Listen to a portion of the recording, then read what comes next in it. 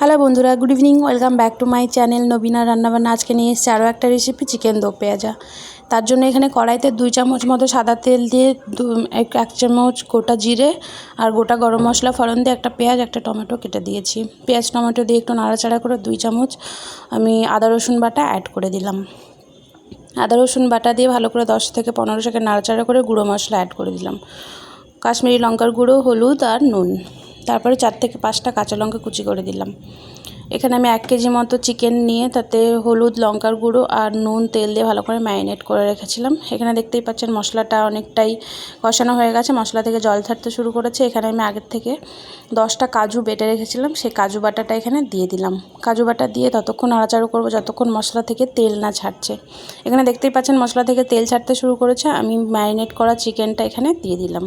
চিকেনটা দিয়ে মশলার সঙ্গে ভালো করে নাড়াচাড়া করে নিয়ে এবারে আমি এটাকে ঢাকা দিয়ে দেবো। প্রথমে ঢাকা দিয়ে মিনিমাম 5 থেকে 7 মিনিট ছেড়ে দিতে হবে। 2 মিনিট হাই ফ্লেম দিয়ে বাকিটা লো ফ্লেম করে দিতে হবে। দেখতেই পাচ্ছেন চিকেন থেকে জল আর তেল ছেড়ে দিয়েছে। আমি ঢাকা তুলে ভালো করে একটু নাড়াচাড়া করে নিলাম। এখানে আমি আগের থেকে 2 টেবিল চামচ মতো টক দই জল ঝরিয়ে ফাটিয়ে রেখেছিলাম, সেটা দিয়ে দিলাম।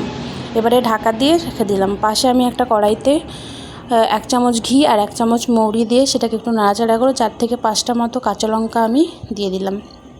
কাঁচা লঙ্কা দিয়ে 10 সেকেন্ড নাড়াচাড়া করে আমি একটা গোটা টমেটো, 2টো মিডিয়াম সাইজ পেঁয়াজ দিয়ে ভালো করে একটু সটে করে নিলাম। এখানে চিকেনের ঢাকা খুলে চিকেনটাকে নাড়াচাড়া করে নিয়ে পেঁয়াজ, টমেটো, কাঁচা লঙ্কার যে সটে করে রেখেছিলাম সেটাকে অ্যাড করে দিলাম। এটাকে অ্যাড করে দিয়েও মাংসের সঙ্গে একটু কষাতে থাকলাম। মাংসটা এখানে দেখতেই পাচ্ছেন কত সুন্দর একটা কালার এসছে, মাংস থেকে তেলও ছাড়তে শুরু করেছে। এই অবস্থায় আমি 1 কাপ গরম জল অ্যাড করলাম।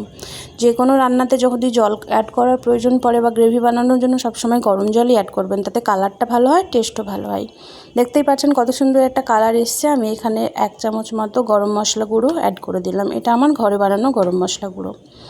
আশা করি আপনাদের ভালোই লাগছে, আপনারাও একবার ট্রাই করবেন। এটা পরোটা, লুচি, ফ্রাইড রাইস, রুটি, ভাত যে কোনো কিছুর সঙ্গে আপনারা সার্ভ করতে পারেন। আমি এখানে লুচি আর পরোটার সঙ্গে সার্ভ করেছি।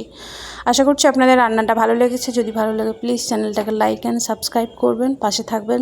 দেখা হচ্ছে পরবর্তী রান্নায়, ততক্ষণ ভালো থাকবেন। বাই।